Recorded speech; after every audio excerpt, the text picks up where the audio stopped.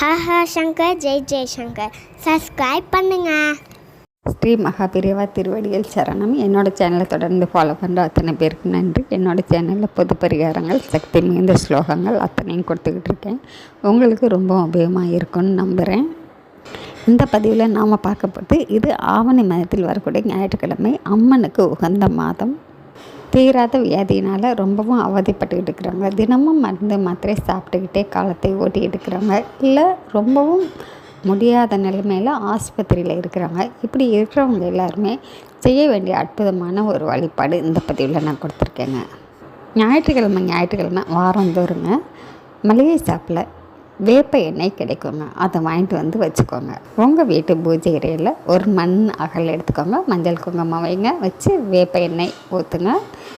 திரி போட்டு நீங்கள் அம்மனை மனசார வேண்டிக்கிட்டு நோய்கள் தீரணும் அப்படின்னு சொல்லி மனசார வேண்டிக்கிட்டு விளக்கேற்றுங்க.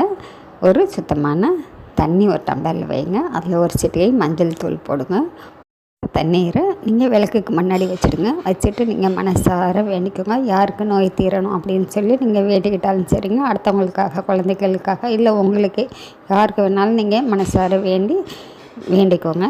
இதே போல் தொடர்ந்து ஞாயிற்றுக்கிழமை நீங்கள் வழிபட்டுக்கிட்டே வாங்க. கண்டிப்பாங்க உங்கள் உடல்நிலையில் நல்ல மாற்றம் தெரியும். எப்படியாப்பட்ட நோயோட தாக்கத்தில் இருக்கிறவங்க கூட வெளியில் வருவாங்கங்க.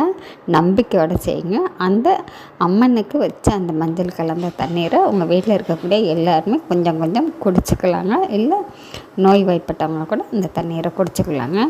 இந்த வழிபாடு ரொம்பவும் சக்தி மிக்க வழிபாடுங்க. செஞ்சு தான் பாருங்கள். நன்றி. நம்ம அடுத்த பதிவில் பார்க்கலாம்.